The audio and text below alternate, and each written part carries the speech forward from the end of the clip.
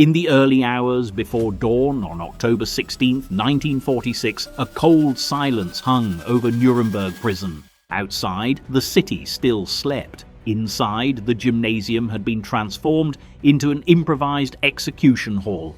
3 wooden gallows, floodlights humming, and a handful of witnesses waiting for history to take its final breath. One by one, 10 men would walk into this room. Men who had once commanded nations, armies, entire populations. Men whose signatures had condemned millions. Now, stripped of everything, they faced the one thing they could not escape: their own final words.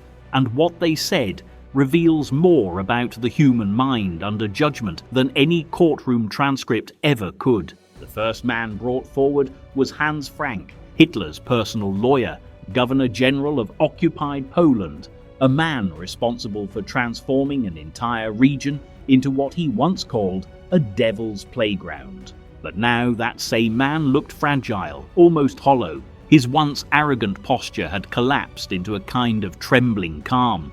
In his final weeks, Frank insisted he had found God. Guards said his cell often glowed with lamplight long after midnight, as he prayed, whispered, and scribbled desperate reflections on redemption. Even the chaplain believed the transformation might be genuine, or at least sincerely feared. Standing beneath the noose, Frank spoke softly. "I am thankful for the kind treatment during my captivity, and I ask God to accept me with mercy." Some witnesses later said he looked relieved. Others believed he was still acting. But when the trap opened, whatever truth existed fell with him. Next came a completely different man. Wilhelm Keitel, Field Marshal of the High Command, a lifetime soldier, a man who signed orders condemning civilians and prisoners without hesitation. During his trial, Keitel insisted again and again, "I only followed orders. I was a soldier, that is all." Even now, facing death, he clung to that identity like a shield. He marched to the gallows with the precision of a parade ground, shoulders squared, boots striking the floor in perfect rhythm. Witnesses later said he looked almost grateful that the waiting was finally over. At the platform, he raised his chin. "More than 2 million German soldiers have died for the fatherland. I follow now my sons, all for Germany." Even with the rope around his neck, he stood at attention. But the illusion of dignity shattered with the next prisoner.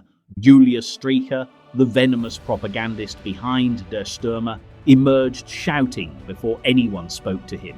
His eyes were wild, his posture erratic. For decades, his words had fueled hatred and violence across Germany. And now, even at the gates of death, he refused to let go. "Heil Hitler!" he screamed. Then, Purim Fest 1946. The reference, mocking a Jewish holiday, stunned the room. Executioners braced themselves. Streicher snarled one final warning. "The Bolsheviks will hang you one day." Even as the hood dropped, he jerked violently and shouted something so hateful, so explosive, that many reports refused to print it.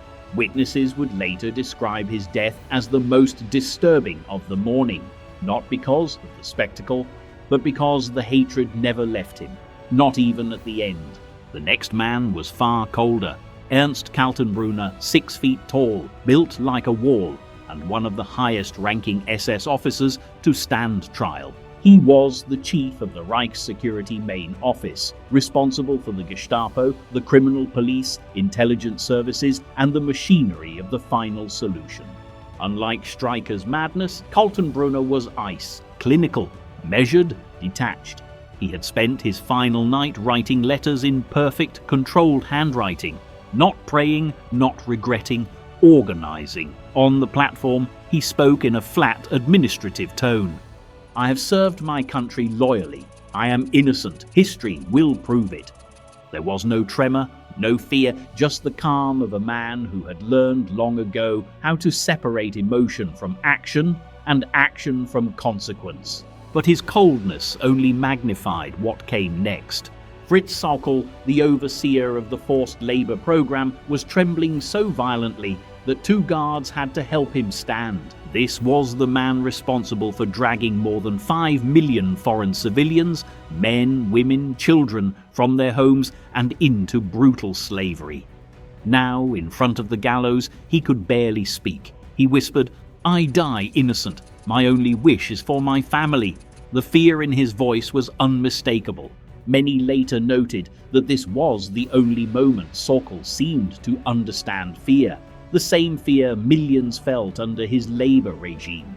His legs nearly gave out as the trap opened. Then came Alfred Jodl, Hitler's strategic genius, the planner of devastating campaigns. Unlike Keitel, Jodl did not claim blind obedience. He believed his actions were militarily justified. He saw himself not as a criminal, but as a misunderstood strategist. Even here, facing death, he looked like a professor about to give a lecture. His last words, "I served my country faithfully. May God protect Germany." He died believing history would rescue his reputation. Wilhelm Frick followed, moving with the slow precision of a bureaucrat walking into a courtroom. He had written the laws that stripped Jews of citizenship. His signatures helped legalize persecution. Without his pen, genocide would have been harder to implement. Frick's final words were as dry as his legal documents. "I was only acting according to the laws of my country." He never understood, or refused to understand, that laws can be instruments of evil. And then came the last execution of the morning. Arthur Seyss Inquart, one of the architects of the annexation of Austria, and later the brutal ruler of the Netherlands. He walked to the gallows with the calm of an academic. His face was composed, his voice steady, his demeanor almost detached. He looked at the witnesses as if presenting a thesis. "I hope my execution is seen as a symbolic act. I believe in the historical necessity of what I have done." A man who had overseen mass deportations, still confident, still proud. At 2:45 in the morning, the final body dropped. To prevent these men from becoming martyrs to extremists, their bodies were cremated and their ashes scattered into the Isar River. No graves, no monuments, no place for worship. Only their final words remain. Whispers of remorse, shouts of hatred, statements of pride, and pleas for mercy. Together, they reveal something haunting. Evil does not speak with one voice. Sometimes it begs, sometimes it denies, sometimes it rationalizes, and sometimes it smiles. The last words of these Nazi leaders are not just historical records, they are warnings, proof of how far ideology can shape a human soul, even as the rope tightens around the neck.